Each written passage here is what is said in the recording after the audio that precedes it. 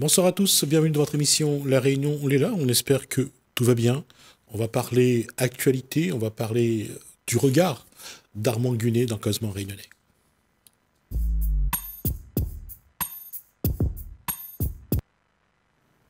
Bonsoir Armand Gunet. Bonsoir Lusmi.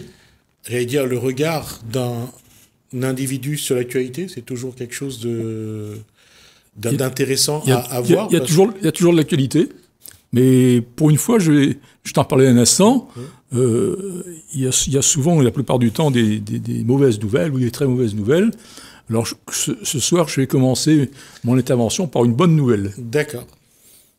Je vous en prie. Alors, donc, hier soir, je suis allé à Saint-Benoît, au Conservatoire de musique régional, pour écouter des pièces pour orchestre, dont les grands tableaux d'une exposition de Moussorgsky. Alors, d'abord, c'est qui ce monsieur? C'est un grand compositeur. Son prénom Modeste.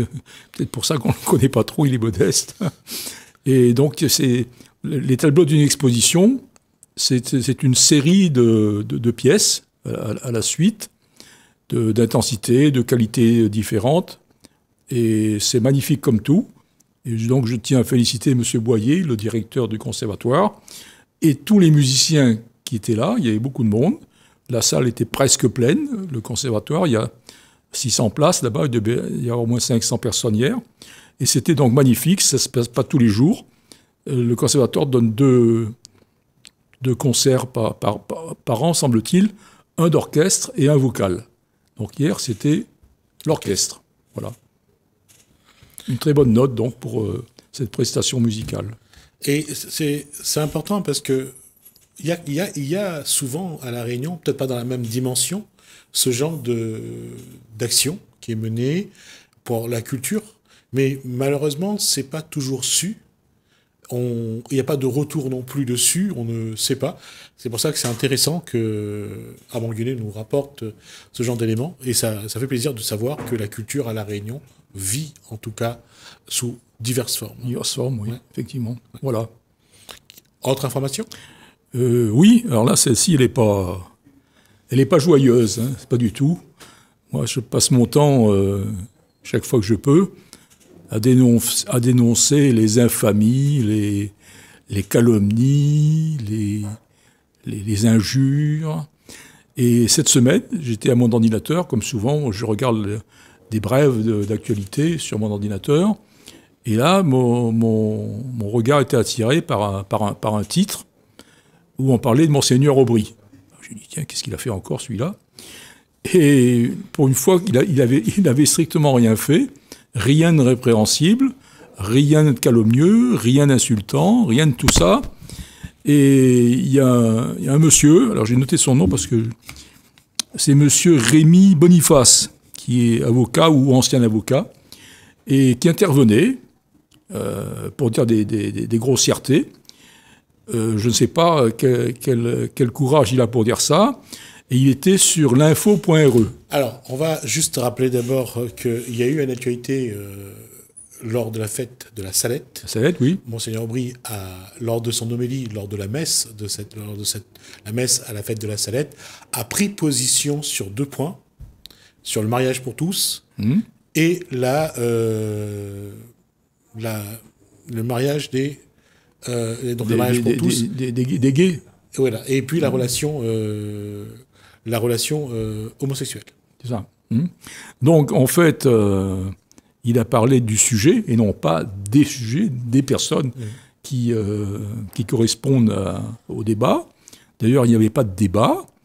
Un évêque, comme un certain nombre de personnes, responsable d'un certain nombre d'individus, l'évêque qui est responsable des catholiques à La Réunion, émet des idées. C'est surtout son opinion. Comment ? C'est surtout son opinion. Non, c'est pas son opinion. C'est un avis de l'Église ? Oui. D'accord. Voilà. C'est pas son opinion. Monseigneur Aubry ne parle pas en son nom, enfin, du moins j'espère.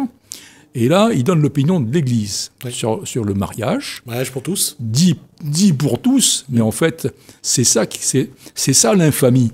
C'est de dire que le mariage peut être pour tous. En fait, le mariage ne peut être qu'entre un homme et une femme. Depuis des milliards d'années, depuis qu'il y a des hommes, les hommes sont toujours en couple homme-femme.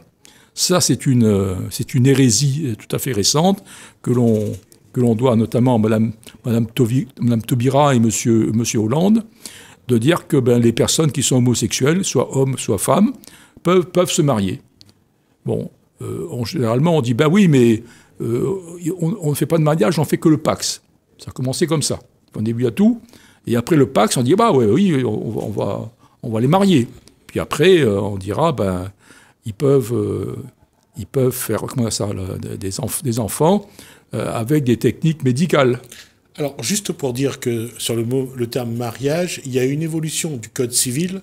On ne dit plus le mariage d'un homme et d'une femme, on dit le mariage d'un individu et d'un autre individu. Mais c'est grave. C'est pas parce que Gismi, c'est ça qui est grave, c'est que on confie la direction de la cité à des personnes qui ne sont pas toujours de bonne aloi, qui ne sont pas toujours de bonne foi, qui sont loin d'être objectifs.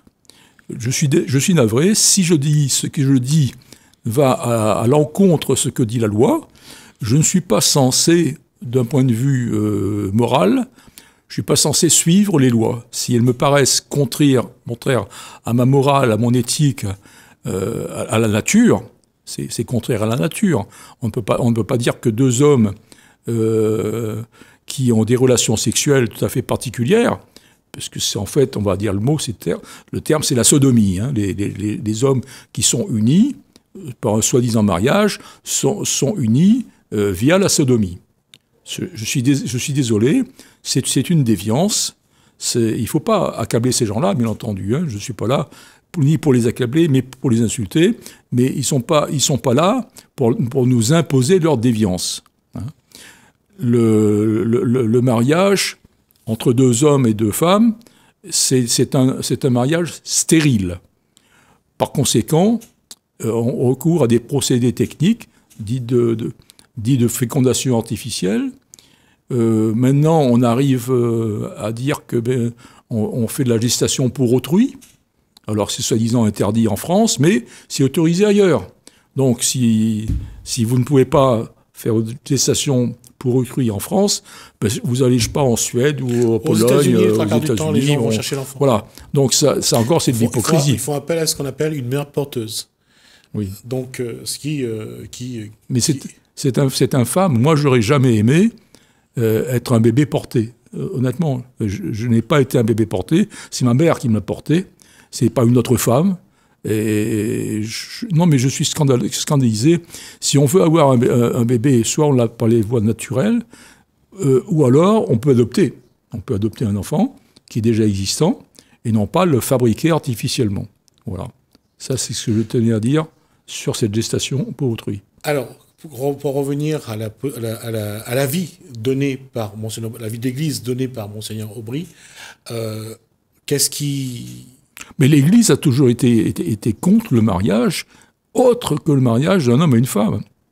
La référence pour les chrétiens, quels qu'ils soient d'ailleurs, parce qu'il y a différentes branches du christianisme, les catholiques, les protestants, les orthodoxes, les évangéliques, etc.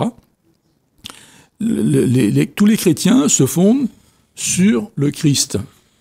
C'est l'enseignement du Christ qui prime sur tous les autres. Qu'est-ce qu'a dit Jésus-Christ ? C'est marqué dans les évangiles, qui sont des livres de haute qualité, de haute moralité. Ce ne sont pas des plaisantins qui ont écrit ces livres, ce sont des chrétiens qui les ont écrits. Mais ce sont des chrétiens tout à fait sérieux. La plupart d'entre eux sont morts pour témoigner, donc ils sont morts par le sang. Ce n'est pas n'importe quel témoignage. Et Jésus-Christ a dit « L'homme quittera son père et sa mère, il s'attachera à sa femme, pas à son chien, son cheval, son ânesse, voilà. Donc l'homme quitte son père et sa mère, à sa majorité, hein, quelle qu'elle soit pour le pays en question, à 20 ans, 25 ans, et il se marie avec sa femme. Alors, est-ce que maintenant les politiques peuvent venir dire que Jésus-Christ n'est pas une bonne référence et qu'on peut redire, on peut avoir à redire par rapport à ce que Jésus-Christ a dit et par rapport à son enseignement? Moi, je dis non. C'est la référence pour les chrétiens, en tout cas. Maintenant, les autres, ils peuvent faire ce qu'ils veulent.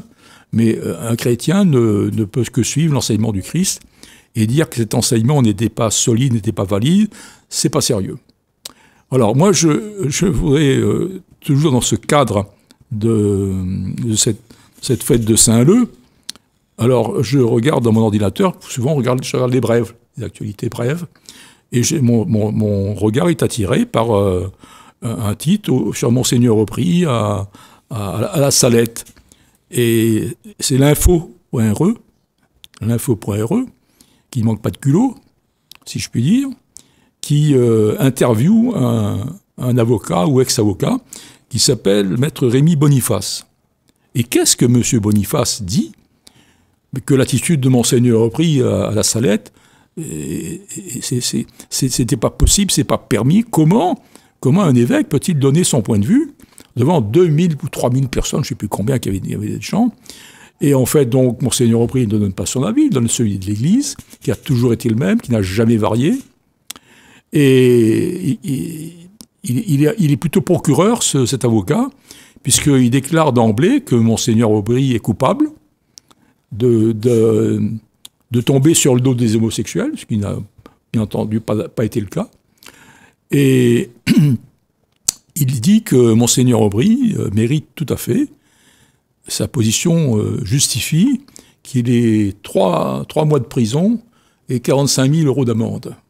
Moi, je souhaite à M. Boniface d'essayer, avec moi, pareil, d'essayer de porter plainte contre moi et d'essayer de me faire risquer 3 mois de prison et 45 000 € d'amende, parce que je dis, moi aussi, aujourd'hui, de façon très claire, que pour les chrétiens, en tout cas, pas seulement, mais pour les chrétiens, le mariage homosexuel, c'est pas un mariage. C'est une union libre, mais qui n'est pas satisfaisante de toute l'histoire de l'humanité. C'est toujours un mâle et une femelle qui se sont unis dans le mariage.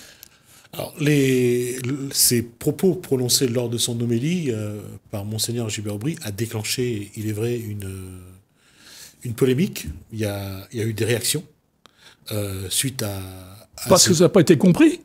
Des gens ont inventé, le maître Boniface, il invente, je suis désolé. Monseigneur Aubry ne s'est jamais pris aux homosexuels. Non, il ne s'est pas pris. Ouais. Non, là, il s'est attaqué. Enfin, il s'est attaqué. Là, il a dit que la loi n'avait pas à mettre en place ce genre de cadre, permettre le mariage pour tous. C'est ce que, en tout cas, il est revenu dessus. Oui. Mais il est là pour rappeler, oui. Non pas pour enseigner quelque chose de tout à fait nouveau, mais il est là pour rappeler le point de vue de l'Église. Donc, pour nous, ça fait quand même 2000 ans que ce point de vue n'a pas changé. Le mariage, c'est un homme et une femme. Toutes les autres unions possibles, avec un enfant, avec un adolescent, entre hommes, entre femmes, tout ça, c'est pas justifié dans l'Église, c'est pas reconnu. D'accord. Mais aujourd'hui, est-ce que...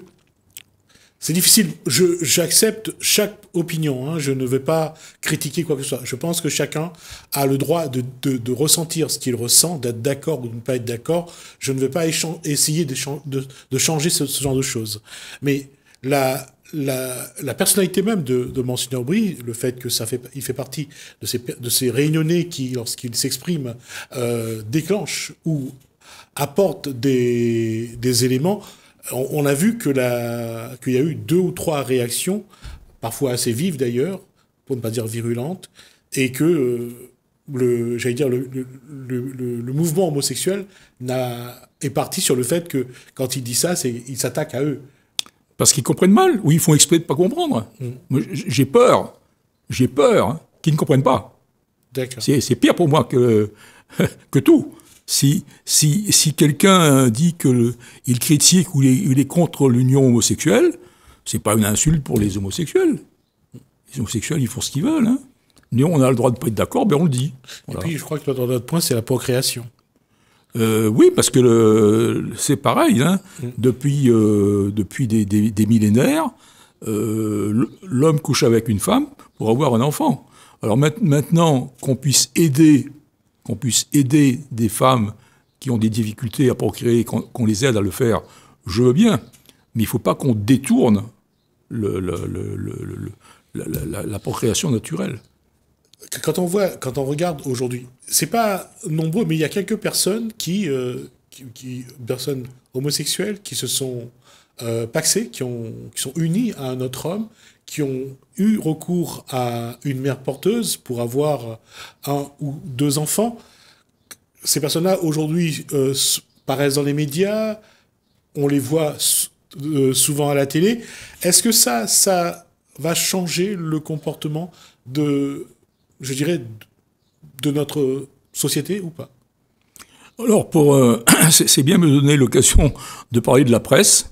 Bon, aujourd'hui, là, je suis dans un média, donc je profite de la presse, et je remercie donc Télécréole de me laisser la parole et de permettre de donner ses avis, ses réflexions. Mais il faut savoir que si vous prenez la presse, notamment écrite, pas seulement, mais seulement écrite, d'abord c'est bourré de fautes, ça c'est invraisemblable. Il y a quelques jours, j'ai regardé une brève de 4 lignes et demie, et dans 4 lignes et demie, j'ai quand même dénombré 5 grosses fautes. Pas la petite faute, les grosses fautes. Alors, juste rappeler que M. Armand Gunet a été... correcteur de presse. Correcteur de presse. Voilà. Bon, ça... Donc, pour dire que les journalistes, pour la plupart, si on pense ouvrir un journal ou écouter une radio ou une télé, on pense être bien informé. Moi, je dis aux gens qui m'écoutent là, qui me font l'honneur de m'écouter, ben, qu'ils se trompent et qu'il est préférable d'essayer d'avoir recours à plusieurs médias un peu différents, notamment ceux dont on ne parle pas et dont on ne dit pas qu'ils sont des grands médias. Moi, je voudrais citer par exemple, moi sur mon ordinateur, j'ai tous les jours Boulevard Voltaire. Oui, je connais. Alors Boulevard Voltaire, c'est Gabrielle Cluzel, la patronne. Il y a aussi Valeurs Actuelles, c'est Charlotte Dornelas, je crois, oui, qui est la patronne. Bon, ce sont des médias qui ne sont pas très connus, mais vous pouvez les lire. Hein. Valeurs Actuelles est quand même Boulevard Voltaire. Enfin, je le connais parce que je suis de la presse, bien sûr, mais au moins dans les médias, ce sont des références qui sont connues. Oui, oui. Enfin, on parle plutôt du Monde, du Figaro, etc. Oui. Voilà.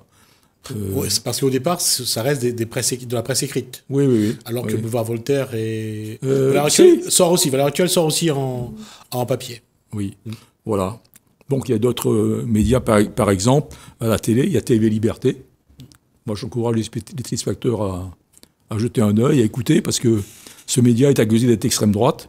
Moi, j'aimerais savoir pourquoi un média d'extrême droite serait moins bien qu'un média d'extrême gauche. Puisque tous les journalistes, à 90%, sont gauchistes. Il faut le savoir. Bon, moi, pour en avoir corrigé plein, bon, des journalistes, comme toutes les professions, il y en a des très bien, et des biens, et puis des pas bien. Hein. Et donc, moi, j'en ai vu aussi pas mal de médiocres, et la plupart, effectivement, sont de gauche ou d'extrême gauche. Je ne vois pas une objectivité dans la publication de paroles ou d'écrits d'actualité quand on est d'extrême gauche. Voilà. Ça va être ma dernière question. Aujourd'hui, comment faut-il regarder cette société qui essaye malgré tout d'évoluer et de tenir compte aussi des orientations sexuelles des uns et des autres? Oui, mais je suis désolé, Gismi, moi je ne soutiens pas les gens qui sont homosexuels. J'en ai dans ma famille, hein, donc je peux en parler. Je m'entends bien avec ces personnes-là, il n'y a pas de problème. Mais il faut distinguer la personne et ses mœurs. D'accord. Bon, voilà. On peut boire un pot dans un bistrot avec un homosexuel, de sa famille ou pas, et puis être contre son orientation sexuelle. D'accord. Voilà. Mais aujourd'hui, vu l'orientation, vu l'évolution du monde, il y a de plus en plus de liberté, il y a de plus en plus de respecter chaque individu. Il y a même des gens qui naissent sans qu'on leur dise leur sexe. Ils attendent de savoir est-ce qu'ils vont être plus masculins que féminins. On va aussi vers ça. Mais ça, c'est très, très, très peu de gens. Les anomalies, elles existent dans le monde, même le monde animal. Hein, elles existent, les anomalies. Mais il ne faut pas se polariser sur les anomalies. Et en plus, comme je disais, nos braves journalistes, pour la plupart, ou 90%, sont d'extrême gauche. Alors, quel est leur leitmotiv, quel est leur leur but de vivre, c'est de critiquer d'une part et d'essayer de détruire d'autre part toutes les pensées, les opinions, les valeurs chrétiennes. Alors, par exemple, qui c'est qui a fait le divorce? Ce sont certainement des francs-maçons. Ce sont certainement des gens d'extrême gauche, peut-être mêlés tous les deux. Le Pax, qui c'est qui a fait le Pax? Ben, c'est encore des gauchistes. C'est encore contre l'Église catholique. Comment ça s'appelle, la pilule anticonceptionnelle. Qui c'est qui a fait ça? Ben, c'est pas des femmes, hein. Ce sont des hommes d'abord déjà. Ça sert à quoi aux femmes? Ça sert pas à grand-chose, je vais l'expliquer. Qui c'est qui a fait la pilule du lendemain? Là encore, c'est contre l'opinion de l'Église, puisque l'Église est contre tout ce que je viens de dire, contre le divorce, contre le Pax, contre la pilule du lendemain, contre le divorce. Voilà. Alors, moi, je voudrais dire un petit mot, s'il y a des jeunes filles qui nous écoutent, de faire vraiment attention à la pilule. Ce qu'on appelle la pilule, c'est pas une dragée, c'est pas une pastille, c'est un produit chimique qui empêche la naissance d'un enfant, la fécondation, ou si c'était fécondé, l'implantation dans l'utérus d'un enfant.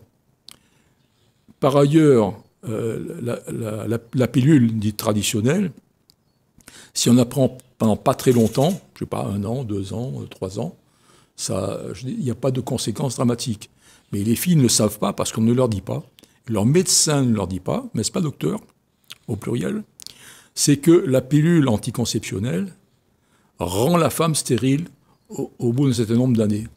Parce que le processus qui est millimétré, qui est chronométré, il faut un certain temps pour que l'ovule quitte l'ovaire, descende les trompes de Fallope, soit fécondé et débarque dans l'utérus et y est implanté. Je ne sais pas quel est le temps, je l'ai peut-être su, bon, c'est pas grave. C'est un certain nombre d'heures. Alors, plus on prend de la pilule, plus ça met du temps pour arriver. Et à un moment donné, ça n'arrive plus. Donc la femme fait sortir son ovule, qui est sans doute fécondé dans la trompe de Fallope, mais le temps mis pour transiter, pour aller dans l'utérus, est trop long et le fécondé n'arrive pas. Il faut savoir que ça, c'est un gros défaut de la pilule. On va s'arrêter là, j'en ai de passer 3 minutes, le temps qui s'est parti à m'engueuler. On reviendra là-dessus à un moment ou un autre, quand vous serez disponible. Mais on reviendra pour voir aujourd'hui, parce que c'est important, au-delà du discours ou du discours de l'Église, de la vie rapportée par Monseigneur Brie, de voir un petit peu, parce que le débat est ouvert, mais je crois que ça sera compliqué, puisque plus ça va, plus il y a des cas, plus il y a des groupes de gens ou de transgenres qui naissent et comme il faut respecter tout le monde et que chaque opinion compte, ça va pas être facile de mettre tout ce monde-là en accord. Merci pour cet éclairage et puis sur la position de Monseigneur Aubry. On va marquer une pause. Merci Jesmy. On se retrouve juste après.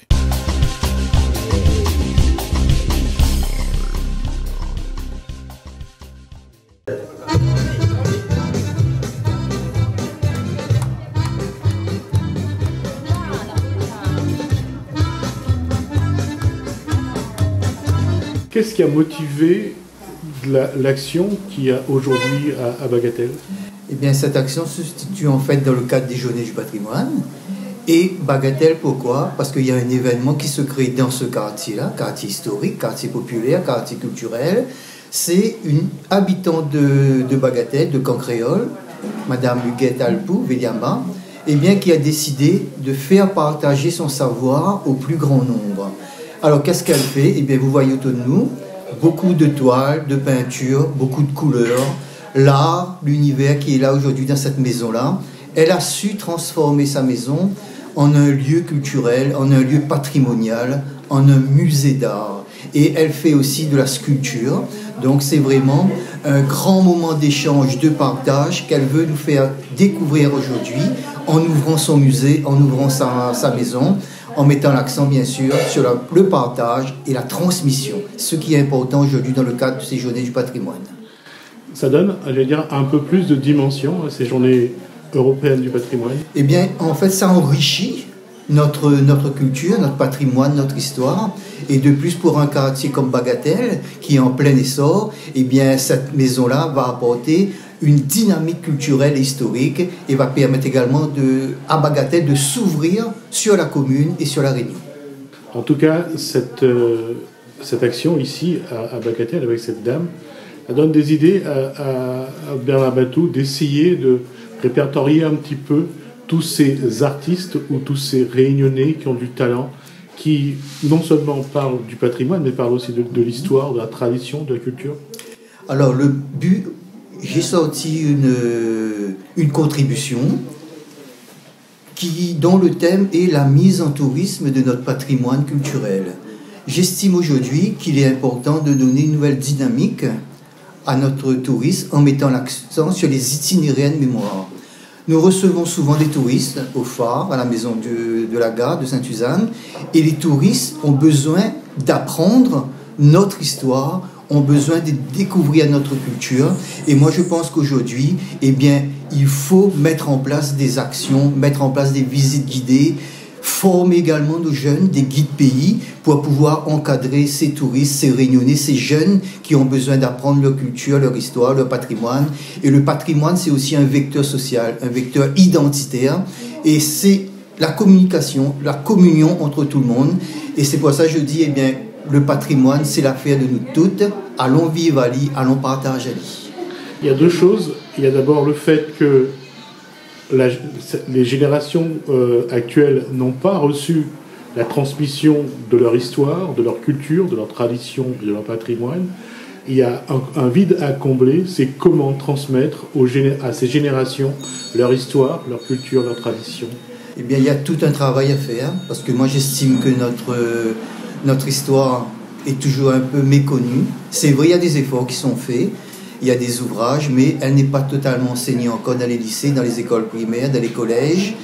Et puis, eh bien, il faut faire vivre cette histoire-là régulièrement. Ne pas attendre seulement les journées du patrimoine. Aller dans les écoles, transmettre, aller dans les quartiers populaires, faire connaître notre histoire qui est un élément fondamental dans la politique de développement de notre commune, de notre territoire, de notre pays. Et la transmission, si on ne le fait pas, eh bien, c'est un pays qui va mourir, c'est comme un arbre sans racines.